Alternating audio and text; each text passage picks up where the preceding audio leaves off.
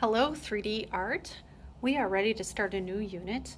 In this next unit we are going to focus on an art style from the 50s and 60s called op art.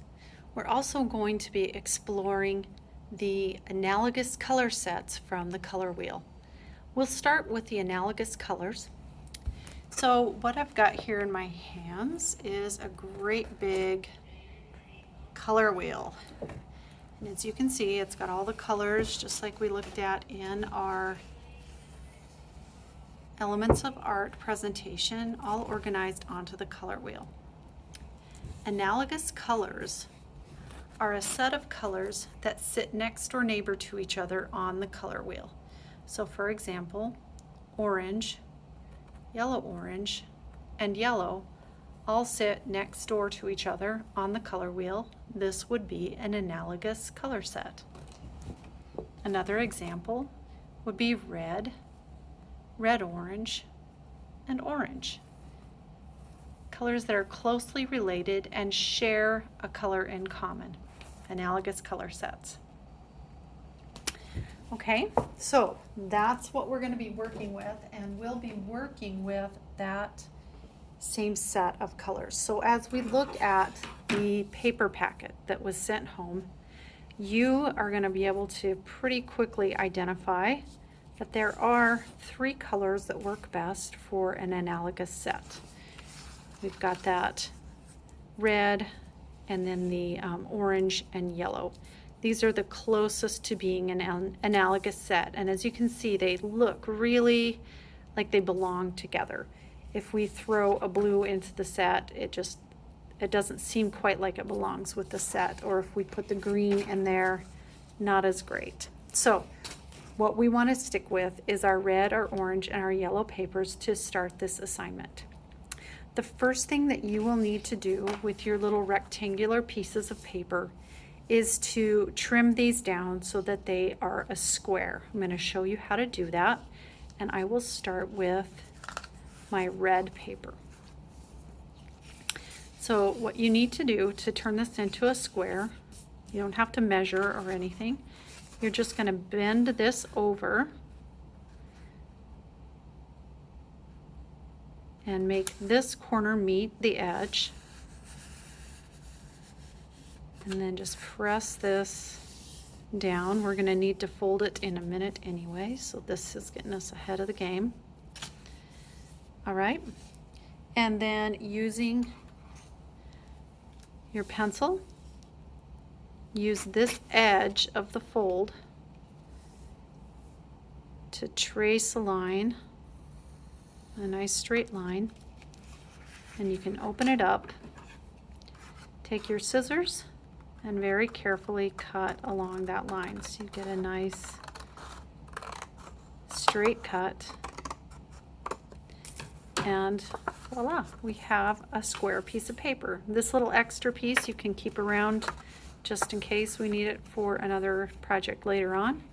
But this is what we'll need, and you'll need to do this with your yellow and your orange paper as well, so that you have 3 squares. Once you have it cut into a square, you're going to fold it into a triangle, like so, and then you're going to take one of those ends over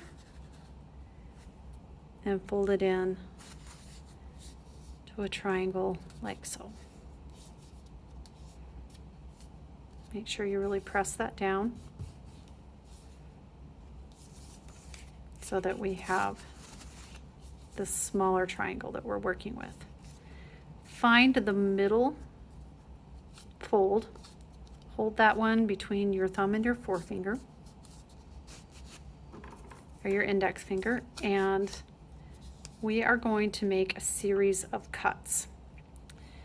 You want your cuts to be roughly a 1/2 inch.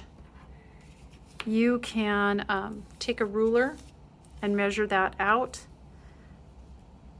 or you can just mark them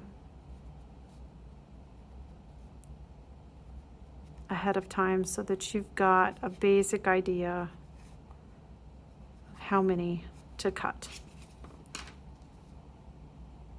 So I don't know how well you can see that. I'll flash it so you can see the graphite is kind of shiny. Starting on my mark, I'm going to cut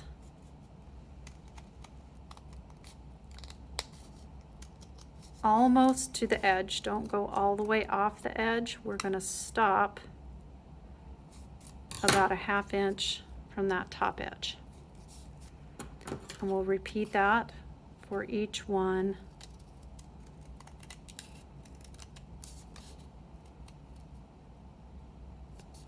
of your marks. Again, just being very careful that you don't go too far or you'll cut your whole project in half.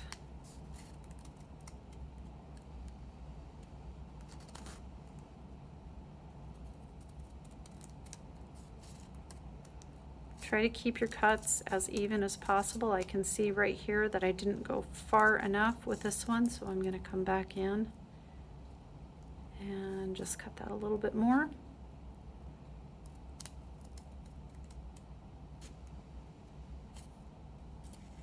And finally this little guy right here. All right, our next step is to unfold this now. So very carefully, because it's going to try to stick together. Just open it up. Kind of flex that fold in the opposite direction if you can. It makes it easier. And then if you run your finger kind of down the center of the fold, it'll open up real nicely for you. So that we've got this beautiful sliced and diced square. You're going to do that with your yellow and your orange as well. In this next segment, I'm going to show you using time lapse so that you don't have to watch the glue dry.